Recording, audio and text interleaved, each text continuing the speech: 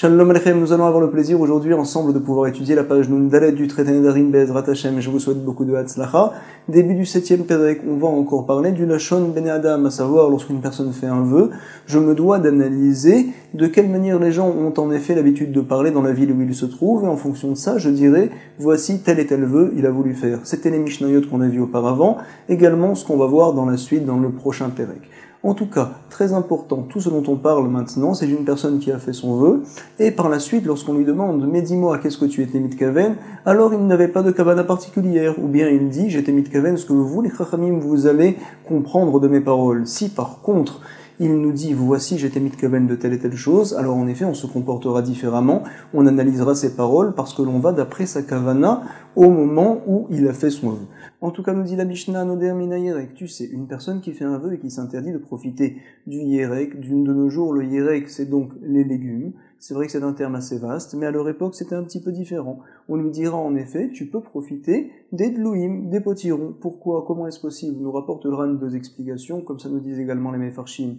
Certains veulent dire ce que l'on appelle yerek dans le Lashon de la Mishnah, c'est donc un légume que l'on mange entièrement, non seulement ce qu'il y a à l'intérieur, mais également presque la peau, on va dire. Par exemple les concombres, par exemple les tomates, et les carottes également, on enlève une fine couche, une petite peau, on va dire, et tout le reste, on le mange. Par contre, les dlouim et les potirons, on ne mange que ce qu'il y a à l'intérieur, donc ce n'est pas considéré comme un yerek, comme un légume dans le Lashon de la Mishnah. Le Ran nous rapporte une autre explication, à savoir, un yerek à leur époque, c'était donc un légume que l'on mange aussi bien cru que cuit. Par contre, la dlouim, bien sûr, il faut la faire cuire pour pouvoir la manger. C'est la raison pour laquelle ce n'est pas du tout considéré comme un légume. On va voir que Rabbi Akiva n'est pas d'accord. Il vient nous dire tout de suite, Assour, il n'a pas le droit de profiter également des dlouim. Les dlouim sont considérés comme des hirakot. Sur ce, Chachamim, on dit à Rabbi Akiva, mais attends. Amroulo, les Rabbi Akiva ve'alo, n'est-ce pas que nous sommes donc à la 3e ligne du recto de la page. Omer Adam les shlucho kachli yerek, une personne dit à son coursier, va me chercher s'il te plaît un yerek, un légume. Et le coursier, il revient, il lui dit, tu sais, Veu Omer lo masati el adlouim, je n'ai trouvé malheureusement que des louim, que des potirons. Pourquoi donc n'a-t-il pas acheté les potirons? Ça prouve quelque part que les louim dans le Lashon Ben Adam, ce n'est pas considéré comme un yerek. Sur ce, Rabbi Akiva, au contraire, va dire, votre preuve, c'est mettre une preuve pour moi à l'inverse, Amarlaem, Kenadavar. Pourquoi? O Shema, Omer, ou Lomatsati et la kitnit. Est-ce que tu penses que le coursier va revenir, il va dire, désolé, je n'ai trouvé que des kitnit. Les kitnit, c'est donc des féculents, on va dire, de la légumineuse. Vadaï qui ne dit pas une telle chose, le coursier, parce qu'il sait très bien qu'il a été envoyé pour apporter des hirakot, et non pas pour apporter des kitnit, de la légumineuse. Donc, et là, chez Adlouim Bichal Yirek, Vekitnit, et no Bichal Yirek. Pourquoi particulièrement revient-il pour dire j'ai trouvé des Dlouim, et il ne dit pas j'ai trouvé des Kitnit, parce qu'il sait très bien que les Dlouim, ça peut être considéré comme un Yirek, et c'est possible qu'il a été envoyé pour ça. Par contre, les Kitnit, en aucun cas, ce n'est considéré comme un Yirek. Voici donc la preuve de Rabbi Akiva sur Chachamim. Nous allons relire ça, et là, chez Adlouim Bichal Yirek, les Dlouim sont considérés des mecs comme des Yirakot, par contre les Kitnit, les légumineuses, en aucun cas, et no Bichal Lerek. Autre dit, nous rapporte la Mishnah, on doit savoir qu'il y a Poula Mitzri, c'est donc une légumineuse encore, qui pousse uniquement en Égypte, comme ça nous rapporte le Rambam dans les Mishnayot, et il nous dit également ce nom-là, Poula Mitzri, ça a été donné par les docteurs, par les médecins là-bas. Et en tout cas, ce féculent-là, tant qu'il est là, à savoir humide, on vient de le ramasser du sol, il peut être mangé cru, selon d'autres Mefarshim également. On doit savoir qu'on peut le manger entièrement, on ne mange pas que ce qu'il y a à l'intérieur. C'est la raison pour laquelle, tant qu'il est humide, il est considéré encore comme étant un yerek. Et donc, il n'a pas le droit d'en profiter. Par contre, lorsqu'il est yavesh, il a séché, on en a fait un tas, une meule sur le champ, vadaï, qu'il n'est plus considéré comme un yerek. En effet, il ne peut être mangé que cuit, et également on ne mange que l'intérieur de ce légume-là. Donc finalement, ce n'est pas un yerek dans le Lashon de la Mishnah. Nous avons vu, donc, dans la Mishnah, 2 points très importants au sujet du Lashon Ben Adam. Un yerek, donc, est-ce que ça inclut également les dlouim ou pas? Rabbi Akiva nous dit, ça inclut les dlouim, Chachamim ne sont pas d'accord. Également au sujet du Poula Mitzri, tout le monde est d'accord que lorsqu'il est lard, lorsqu'il est humide, c'est considéré comme un yerek. Par contre, lorsqu'il est yabesh, qu'il a séché, ce n'est plus un yerek. Et nous allons voir tout de suite que la Gemara va s'étonner sur l'opinion de Rabbi Akiva. On avait dit en effet, Anoder, Mina Yerek, nous sommes aux 2 points, on a rapporté le Ketal de la Mishnah, et on va tout de suite se demander Veha, et pourtant Mina Yerek Nadar, il a fait un vœu et qu'il s'est interdit uniquement le Yerek, et donc les Dlouim ce n'est pas considéré comme un Yerek. La raison qu'a dit Rabbi Akiva apparemment n'est pas suffisante. Sur ce, va dire Oula, tu sais, on parle d'un cas particulier ici. La personne ne s'est pas uniquement interdit les Yerek, il a rajouté un mot très important dans son vœu. Beomer Yerke Kedera là, et voici que je m'interdis le Yerek de la marmite. Et donc forcément il vient rajouter. Que vient-il rajouter? Les Dlouim, et maintenant nous comprenons Rabbi Akiva. Mais la Gemara s'entête, elle n'est pas d'accord. Vedilma, peut-être Yerek, Anechal, Bakedera, Keama. Il a voulu rajouter quelque chose, mais peut-être n'a-t-il pas voulu rajouter les Dlouim, les potirons. Tout simplement, il a voulu rajouter quelque chose que l'on considère vraiment comme un légume, à savoir l'ail et l'oignon, qui sont donc des légumes que l'on ne mange pas en tant que légumes, mais qui viennent donner du goût à la marmite. Et c'est justement ce qu'il a voulu appeler Yerke Kedera, à savoir les légumes de la marmite. Comme ça me dit la Gemara. Donc finalement, nous continuons à ne pas comprendre l'opinion de Rabbi Akiva. Peut-être en effet que lorsque la personne dit Yerke Kedera l'ail, il vient tout simplement rajouter l'ail et l'oignon et non pas les potirons. Vedima, Yerek Anechal Bakedera Keamar. L'Agmara nous dit, tu sais, on parle d'un cas particulier. La personne en effet a dit, Beomer Yerek Amid Bachel Bakedera Alai.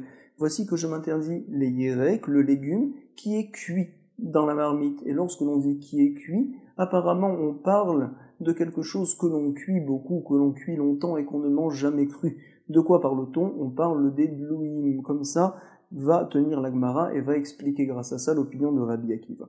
Beomer Yerek Amid Bachel Bakedera Alai. Parfait.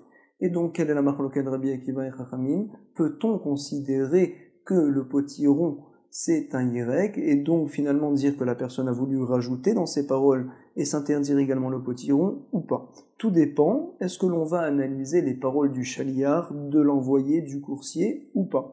Bemaï kamiflagé, Rabbanan savré, kol milta detsarir shlicha, leimluch ala. Chachamim pense que toute chose dont le coursier est obligé de revenir et de demander, alors ça veut dire finalement que ce n'est pas un légume par exemple, lav mineu.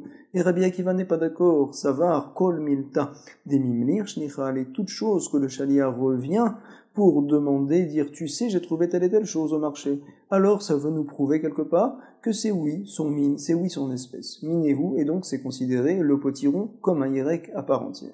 Et nous allons voir maintenant un chidouche de Abaye que l'on ne connaissait pas jusqu'à présent. Amar Abaye modé Rabbi Akiva leinian malkut she'eno loke. On sait que toute personne qui fait un issour minatora, bekum vease en faisant une action, alors il se doit de recevoir malkut. Il est puni en recevant des coups. On voit précisément quel coup il doit recevoir dans le traité Makot, et c'est uniquement lorsque la personne, bien sûr, est prévenue. Attention, ne fais pas telle et telle chose. Il dit oui, quand même, je veux faire la chose. Ah, il fait la avera, on lui donne le malkout. Bien nous dire Abaye, tu sais, dans ce cas-là, en tout cas, pensera Rabbi Akiva qu'il a fait un issour, c'est vrai, mais il ne sera pas puni par le malkout. Amar Abaye, modé Rabbi Akiva leinian malkout, she'eno loke. Comment est-ce possible une telle chose? Plusieurs explications dans les Mefarshim. Certains veulent dire tout simplement Rabbi Akiva est machmir, mais c'est uniquement minirabanan. Il est d'accord que minatora, les potirons ne sont pas considérés comme des yerakot. Et le issour ici est uniquement minirabanan. D'autres disent, non, tout simplement Rabbi Akiva est en safek. Est-ce que la personne était mitkaven également le potiron ou pas? Troisième explication, elle est formidable, c'est le Ritz Giyut que nous rapporte la Shita Meko Betset, le Rav Betzalel Ashkenazi, il vient nous dire quelque chose de formidable. C'est un principe que l'on voit dans tout le chasse, à savoir Atraat Safek. Pour être puni, comme on l'a dit, pour recevoir des coups, ou bien également pour être tué, il faut qu'il y ait une atra. Attention, ne fais pas telle et telle chose. Et la personne dit oui, je veux quand même faire la chose, même si je sais que je vais être puni. Il fait la avera, il sera puni. Dans quel cas on considère que la atra, la prévention, est une bonne prévention? Lorsque la personne, quand elle viendra enfreindre la prévention que je lui ai faite, sera forcément vadaï puni. Il n'aura aucune possibilité d'éviter sa punition. Par contre, dans notre cas, ce n'est pas comme ça. Pourquoi? La personne, donc, a dit, voici que je m'interdis le yerek. Par la suite, il a un joli potiron et il veut le manger. Alors, on lui fait une atra. Attention, si tu manges ce potiron-là, tu seras puni, tu recevras des coups. Il l'a mangé par la suite. Finalement, c'est fort possible qu'il ne soit pas puni, parce qu'il peut très bien venir et dire non.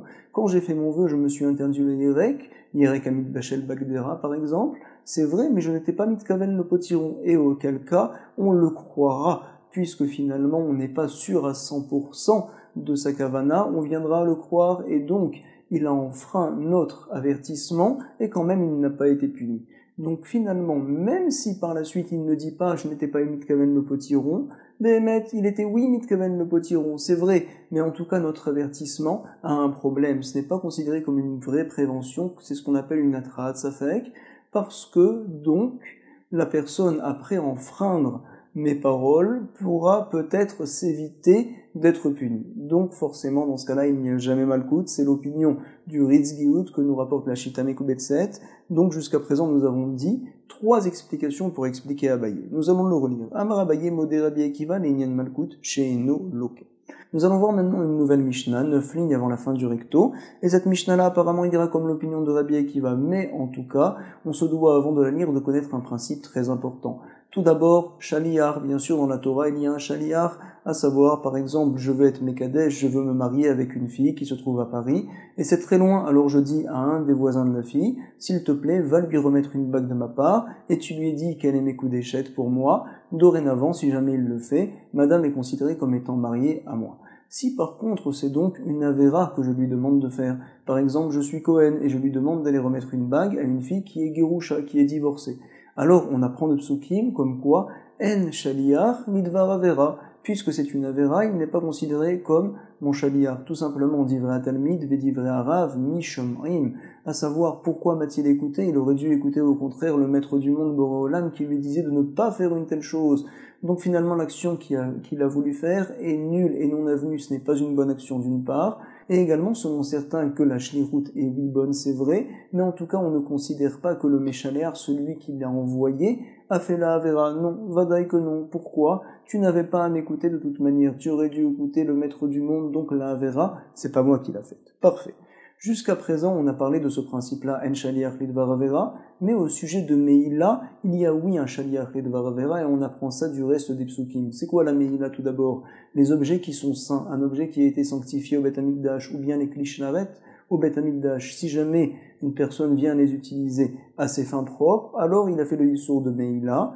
Si ces objets, par exemple, c'est une table que j'ai sanctifiée, alors la table redevient choulin, tout simplement, et je devrais par la suite la rembourser puisque je l'ai utilisée à mes fins propres. Si par exemple c'est des klisharet, on en parlera par la suite de la Gemara, à savoir des kelim du Beth Amikdash, ils continueront, c'est vrai, à rester saints au Beth Amikdash, mais en tout cas j'ai fait le yissour de Meïla. Parfait.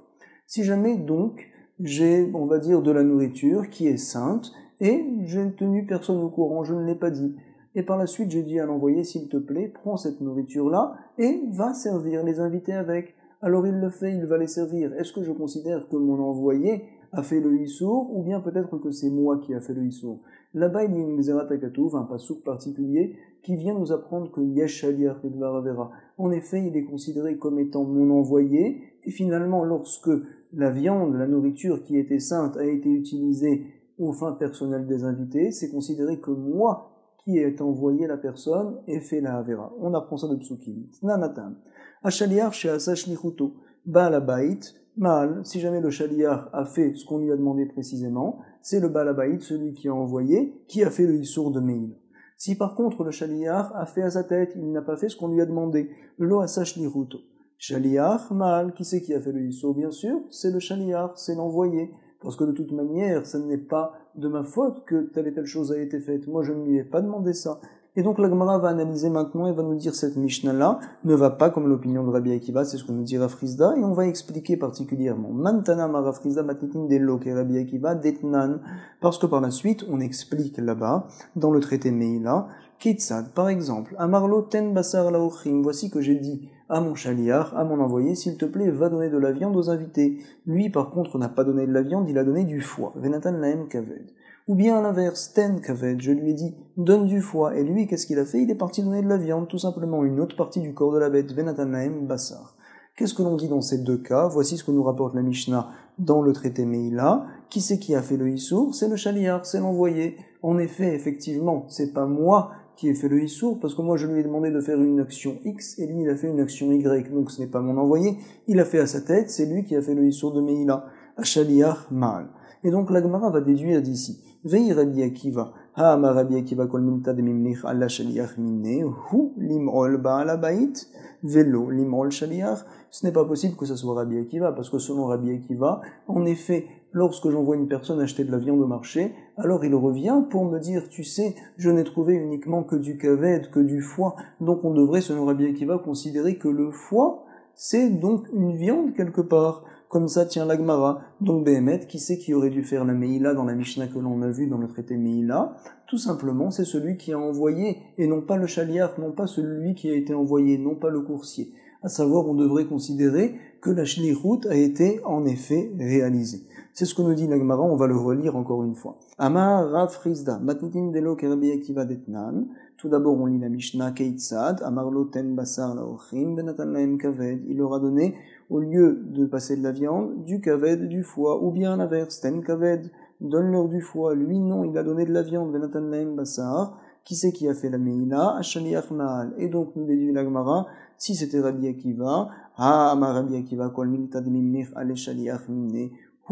On avait dit que toute chose que le shaliach revient demander par la suite quand il revient du marché, ça veut dire que c'est la même espèce finalement. Et donc, qui aurait dû faire la Meïla dans notre cas? Ça serait le Balabayit, celui qui a envoyé le coursier, l'imol Balabayit, velo l'imol shaliach.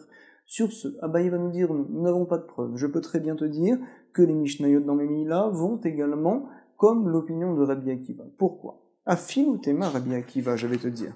Nous sommes donc au verso de la page. Milo modé Rabbi Akiva d'Etzarir imlouche. N'est-ce pas que Rabbi Akiva, c'est vrai, il pense que c'est considéré comme la même espèce quelque part. Par exemple, le bassar, la viande et le kaved, le foie. C'est vrai, mais le chaliach, l'envoyé, le coursier, doit au minimum revenir et prévenir celui qui l'a envoyé, comme quoi il a trouvé du kaved, comme quoi il a trouvé des potirons.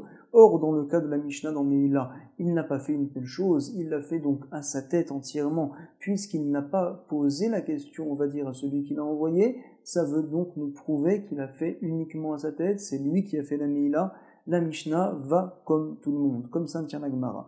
Milo modé Rabbi Akiva d'Etzarech imlouche. La Gemara va nous rapporter quelque chose de formidable, selon le Haroch, on va en parler par la suite. Itmar Shma'ata Kameh Rava.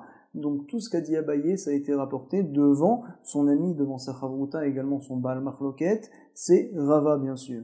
Et sur ce qu'a dit Rava, Amar Lehon, Shapir, Amar Nachmani, c'est très bien ce qu'il a dit Nachmani. C'est qui Nachmani? C'est Abaye, tout simplement, je suis d'accord avec lui, à savoir la Mishnah dans Meïla, peut également aller comme l'opinion de Rabbi Akiva. Pourquoi on l'appelle ici Nachmani? Il s'appelle normalement Abaye. Deux explications. Tout d'abord l'explication de Rashi qui nous dit, tu sais, il s'appelle Béhémet Abaye. Pourquoi on l'appelle Nachmani? Parce qu'en fait il a été adopté par son oncle qui était également le Gadolador, c'était Rabba. Et Rabba, son père, il s'appelait Nachmani. C'est la raison pour laquelle Abaye, on l'appelle aussi également des fois Nachmani, comme ça l'appelait Rabba.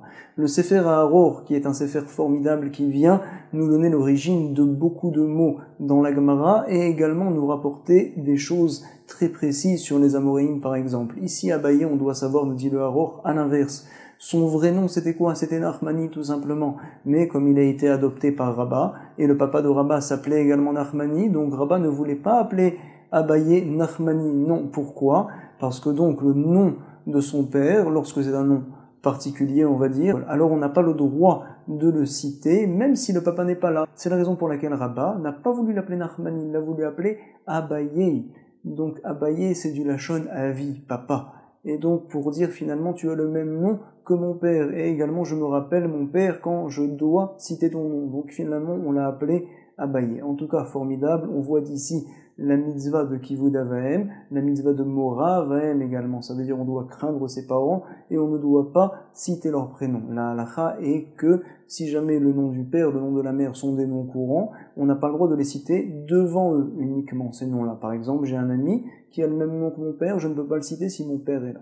Si par contre le père a un nom particulier, alors là je n'ai pas le droit de dire ce nom-là, par exemple lorsque je veux appeler un ami, même si mon père n'est pas là. Et ici Rabba appelait finalement Abaye, non pas Nachmani mais Abaye, parce qu'il avait le nom de son père. En tout cas, nous dit la Gemara, Mantana des Palig allez des Rabbi Akiva. Parfait.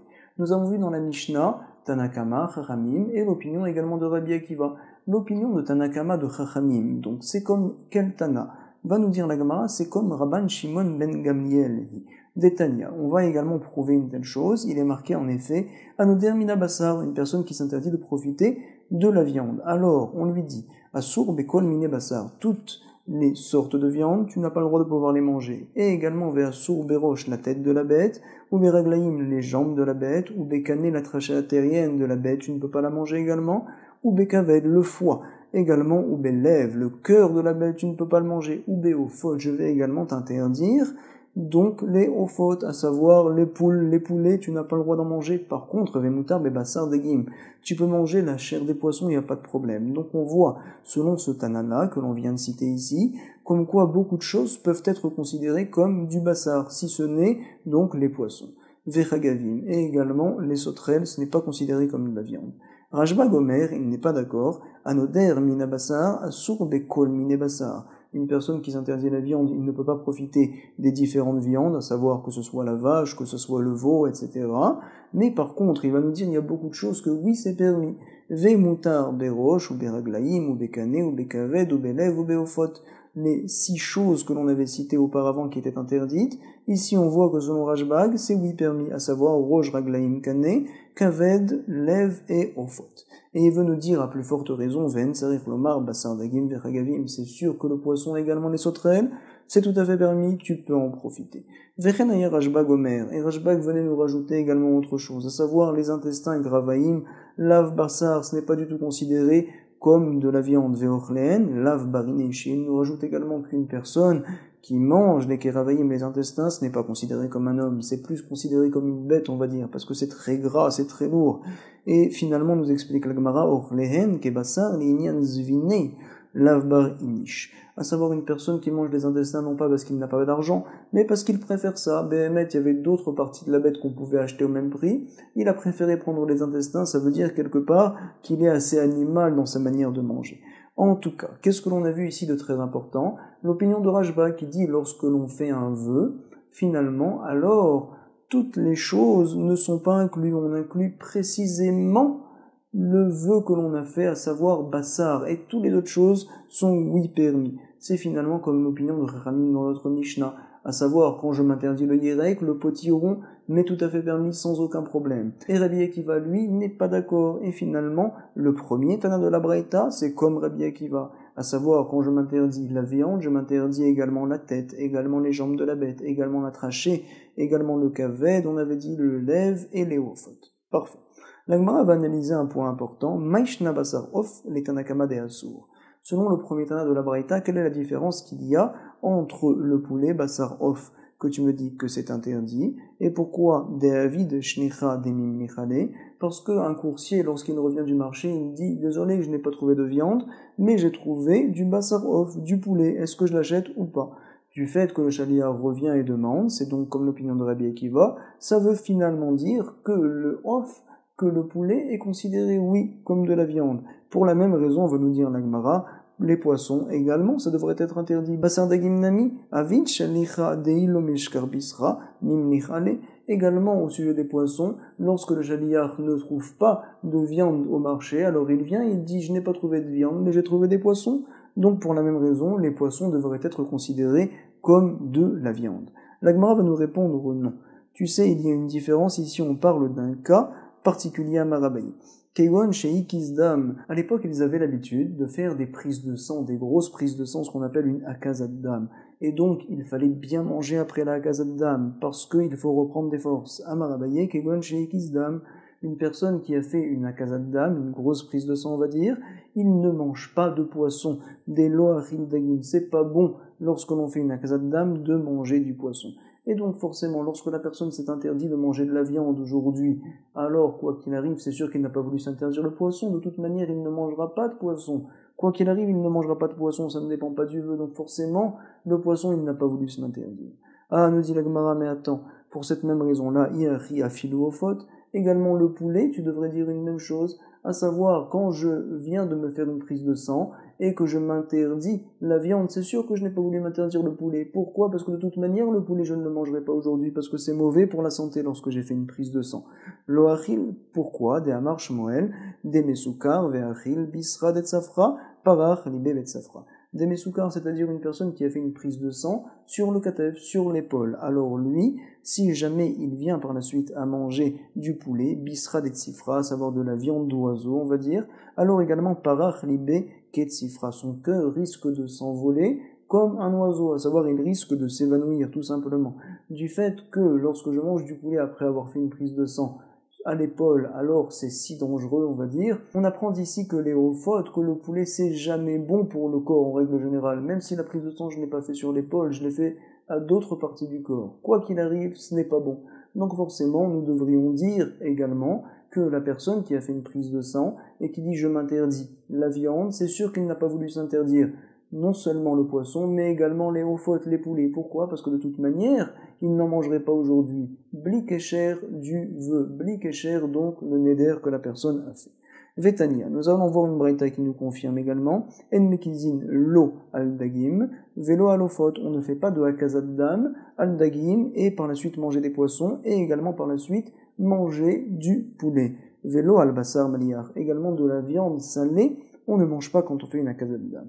Vetania, nous allons voir également encore une braïta, cette ligne avant la fin, au milieu de la ligne, au verso de la page bien sûr, et kizdam, lo yochal, lo chalav, velo gvina, velo betzim. Quand on fait une hakazat dam, on retire beaucoup de sang dans le corps, alors attention, on ne mange pas ni de lait, ni de fromage, ni d'œuf, velo shchalaim. Shchalaim, on le voit dans le traité Shabbat, c'est une herbe particulière, attention, il ne faut pas la manger. Quand on fait une hakazat dam, vélo faute, et également, attention, ne pas manger du poulet, vélo bassamaniach, et ne pas manger de la viande salée.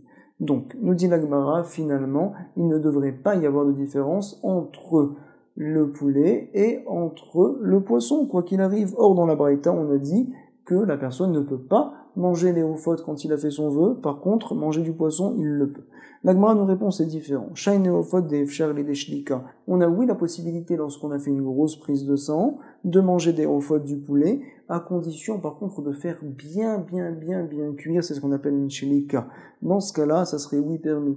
Donc finalement, quand la personne s'interdit de profiter de la viande le jour où il a fait la prise de sang, peut-être également a-t-il voulu s'interdire les néophotes, dans un cas où normalement on le fait bien cuire, il pourrait manger de néophotes, et c'est la raison pour laquelle il a fait un vœu. Aujourd'hui, je ne mangerai pas de néophotes, même si on le fait bien cuire, et même si c'est vrai que c'est bon pour ma santé, je me l'interdis, je fais le vœu. Parfait. Abaye Amar Arkegon des Kaïv les aînés. Non, nous parlons d'un cas particulier ici. Tout simplement, la personne a mal aux yeux. Et donc, quand on a mal aux yeux, on doit savoir que le poisson, c'est mauvais. On ne mange pas de poisson. C'est la raison pour laquelle, lorsqu'il s'est interdit la viande, il n'a pas voulu s'interdire le poisson. De toute manière, il ne mangera pas de poisson, quoi qu'il arrive, même s'il n'avait pas fait le vœu. Par contre, le poulet, il n'y a aucun problème pour les yeux. Comme ça, tient Abaye. Amar Abaye Kegon des Kaïv les aînés. À savoir des dagim kashin les enaim. Les poissons, c'est mauvais pour les yeux. Ah, mais va nous demander la Gemara Yachi, mais non, c'est pas possible. Au contraire, on doit savoir que le poisson, c'est bon pour la santé lorsqu'on a mal aux yeux. Achil dagim, il doit le manger, des Amar Shmuel. Nun, Samer, Aïm. Qu'est-ce que ça veut dire ces trois lettres-là? Il veut nous apprendre Nuna, Sama, la Enaim. À savoir que Nuna, tout simplement le poisson, Sama, c'est considéré comme un médicament, une guérison, la Enaim, pour les yeux. Donc au contraire, Béhémet c'est bon pour les yeux. La réponse de Abaye n'est pas bonne. Va nous dire la Gemara, non, on peut continuer à comprendre Abaye, tout ce dont parle Shmuel, Aou, sauf Uchla. C'est donc après que l'on s'est guéri les yeux, alors on a l'habitude de prendre du poisson pour renforcer la vue, on va dire. Mais Béhémet, quand on est encore malade, qu'on a encore très mal aux yeux, le poisson, en effet, c'est très mauvais. Nous devons de faire un sikoum de ce que l'on a vu aujourd'hui. Tout d'abord, on a une marloquette entre Rabbi Akiva et Chachamim.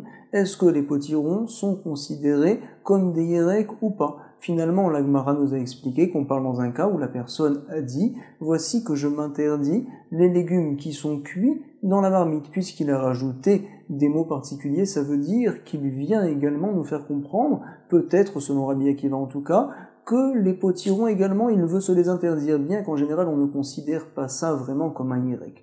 Et la marloquette Chachamim et Rabbi Akiva est de savoir est-ce qu'un légume, comme le potiron, que en général le chaliar, le coursier n'achète pas de lui-même au marché, il est obligé de revenir et de prévenir la personne qui l'a envoyé, est-ce que l'on considère finalement que c'est un légume, que c'est un yerek ou pas? Voici la marloquette. Par la suite, nous avons rapporté également au sujet du Issour de Meïla, comme quoi Béhémet, la Mishnah que l'on voit dans le traité Meïla, peut également aller comme l'opinion de Rabbi Akiva. Qu'est-ce qui s'est passé là-bas? Lorsque j'ai dit à un chaliar, s'il te plaît, va donner de la viande aux invités. Lui, il est parti donner du kaved, du foie. Est-ce qu'on considère qu'il a fait mashlichut ou pas? Nous dit la Mishnah là-bas, non, il a fait qu'à sa tête. Qui c'est qui a fait la avera? C'est lui, c'est le shaliar, c'est l'envoyé qui a fait la avera, parce que finalement il n'a pas fait la chose pour moi, il l'a fait pour lui-même, c'est lui qui a fait la meïla. Comme ça nous enseigne la Mishnah là-bas. Ah, pourtant, finalement, normalement on aurait dû considérer qu'il ait fait la avera pour moi, selon Rabbi Akiva, parce que en général, lorsque j'envoie une personne au marché pour acheter de la viande, il revient me demander « Ah, tu sais, j'ai trouvé que du kaved, que du foie. Le foie, ça devrait être considéré comme de la viande. » Vient Abaye donner une réponse, donc contre Rav Rizda, il vient dire « Tu sais, non. C'est vrai qu'en général, le chaliar, le coursier revient, mais tu sais, lorsqu'il ne revient pas et qu'il décide lui tout seul au marché d'acheter du kaved sans revenir te voir, finalement ça veut dire qu'il ne fait qu'à sa tête. Ici aussi également, lorsque le chaliar ne t'a pas écouté et qu'il a donné du kaved, du foie aux invités au lieu de donner de la viande, il a fait qu'à sa tête, c'est la raison pour laquelle le issour de Meïla, utiliser des objets saints, du Beth Amikdash par exemple, ou bien des choses qui ont été sanctifiées à la trésorerie du Beth Amikdash, c'est lui le chaliar, le coursier, l'envoyé qui a fait le issour et non pas toi. Donc ça peut aller également comme l'opinion de Rabbi Akiva. Par la suite, la Gemara s'est souciée de savoir qui sont donc les Chachamim qui ne sont pas d'accord avec Rabbi Akiva. Elle nous rapporte, c'est en effet Rabban Shimon ben Gamliel. On parle là-bas donc d'une personne qui s'interdit de profiter de la viande. Et donc Chachamim, à savoir c'est Rabbi Akiva, ici dans la Braïta, viennent dire qu'il ne peut pas manger toutes sortes de viande et également différentes parties de la diète, à savoir la tête, les jambes, à savoir le kaved, le foie ou bien le cœur, également les hauts-foites, il ne peut pas les manger. Pourquoi? Parce que, selon Rabbi Akiva en tout cas, ce sont donc des choses que, en général, le shaliach revient pour prévenir la personne qui l'a envoyé. J'ai trouvé des hauts-foites, j'ai trouvé des raglaïm, donc c'est considéré comme de la viande. Pense Rabban Shimon ben Gamliel, non, ce n'est pas considéré comme de la viande, donc Behemet, il pourra désormais en profiter. Par la suite, la Gemara s'est demandé quelle est la différence entre les hauts-foites, le poulet, et donc le poisson, finalement, puisque dans tous les cas, le chaliar revient. Et donc vient nous dire la Gemara, on parle ici d'un cas particulier, quelqu'un qui a fait en effet une akazat d'âme, une grande prise de sang. Alors quoi qu'il arrive, il ne prendrait pas du poisson. C'est sûr que lorsqu'il a fait le vœu qu'il s'est interdit, ce n'est pas du poisson. De toute manière, aujourd'hui, il ne mangera pas de poisson, parce que c'est mauvais pour la santé, une personne qui fait une prise de sang et qui mange du poisson. Sur ce, la Gemara a dit, mais attends, également manger du poulet, c'est mauvais pour la santé, donc on ne comprend pas. Deux réponses ont été données. À savoir, mettre le poulet, ça peut oui être bon pour la santé si on le fait bien cuire et qu'on a fait une prise de sang. Donc quand il a fait le vœu, on peut très bien dire qu'il a voulu s'interdire ce poulet-là qu'il aurait mangé outre le vœu. Abaye va nous donner une autre réponse. On parle d'une personne qui a mal aux yeux, et donc lorsqu'il a mal aux yeux, il ne mange pas de poisson. Ah, pourtant, nous avons rapporté, nous avait dit Shmuel que le poisson c'est bon pour les yeux, c'est bon lorsqu'on a guéri les yeux pour renforcer la vue. Mais donc avant, attention, on ne prend pas de poisson quand on a encore des problèmes aux yeux, qu'on a encore mal aux yeux. Très important, nous allons lire ensemble le Ran qui se trouve au verso de la page Nun Dalet. Il est marqué là-bas, c'est au milieu de la page du reste, où les Inyan Halacha. Comment va-t-on tenir la halacha? Comme Rabbi Akiva ou comme Chachamim? Au sujet du potiron, au sujet également de la Meïla, au sujet des Nedarim, à savoir. Il vient nous dire quelque chose de très important. Ou les Inyan halacha kaimalan ke Rabbi Akiva. Nous tenons comme Rabbi Akiva. Pourquoi? Dekol midé des mimnich ale shalichamine. Donc, lorsque le chaliar, le coursier, revient et qu'il dit « j'ai trouvé telle et telle chose », on considère finalement que c'est la même espèce. Deha. Pourquoi donc va-t-on dire une telle chose? Satam lan tana beperei kol habasar. Nous avons un tana dans la Mishnah, dans la Masechet Choulin, à la page Kouf Dalet, 104, au recto de la page, qui va comme Rabbi Akiva. Et donc c'est un stam. Ah, nous avons quelque chose de très important, à savoir lorsque l'on a une marloquette, deux opinions, comme ici dans notre Mishnah dans les Darim, Chachamim et Rabbi Akiva dans la Mishnah, et par la suite, dans le traité Nedarim, on a juste l'opinion d'un des deux Tanaïm, Stam, comme Rabbi Akiva. Alors on dit en général, Marloket, Verchakar Stam, Alachak Stam. Ah, va nous dire le Ran, donc finalement nous devrions tenir la halakha comme Rabbi Akiva. Mais il nous dit, tu sais, je ne sais pas, parce que peut-être que l'on va dire que c'est à l'inverse, à savoir Stam, Verchakar Marloket. En effet, c'est deux Maseret qui n'ont rien à voir, Cholim et Nedarim, donc on ne sait pas quelle Mishnah est dite avant l'autre Mishnah, finalement. Alors donc, qui c'est qui nous dirait que la halakha serait comme Rabbi Akiva? C'est ce que va nous dire tout de suite le Ran, on va le lire ensemble. Et donc, Afalgav de loyadeinan imach loket verchakar stam, ou bien peut-être stam verchakar malroket, quand même nous avons tenir la halakha comme Rabbi Akiva. Afiloari naktina, nous tenons kouvaté comme son opinion. Oh, pourquoi? Va nous dire le Ran. Chada des machmir, tout d'abord parce qu'il est machmir, et dans les vœux, c'est minatora, on se doit d'être machmir, on ne sait pas, on est machmir. Véo a déjà une autre raison. Dea mefaresh bagemara, des man des paligale, des Rabbi Akiva yichidai. Nous expliquons en effet dans la Gemara, qui est donc le Tana qui est cholek avec Rabbi Akiva, c'est donc une personne, c'est Rabban Shimon ben Gamliel, un yachid, dayenu rashbag. Et en règle générale, comment tient-on la halacha?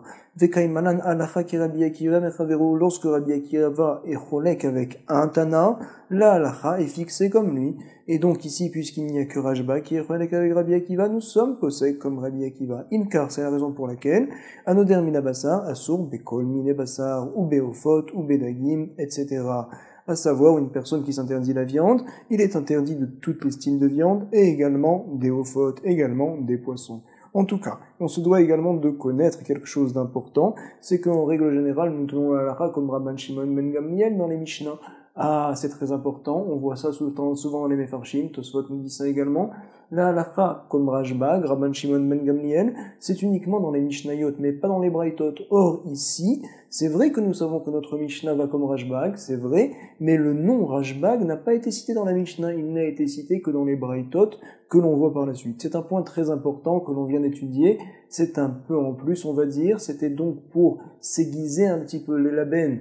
Un point très important, on a étudié dans la paracha, comme quoi, Be'avoda kasha, be'chomer ou blevenim, chas ve'shalom, le Ham Israël a été puni, on va dire en Égypte, a été maltraité en Égypte, Be'avoda kasha, et nous dit le Zohar, c'est quoi avoda kasha? Parce qu'ils n'ont pas fait des couchiotes.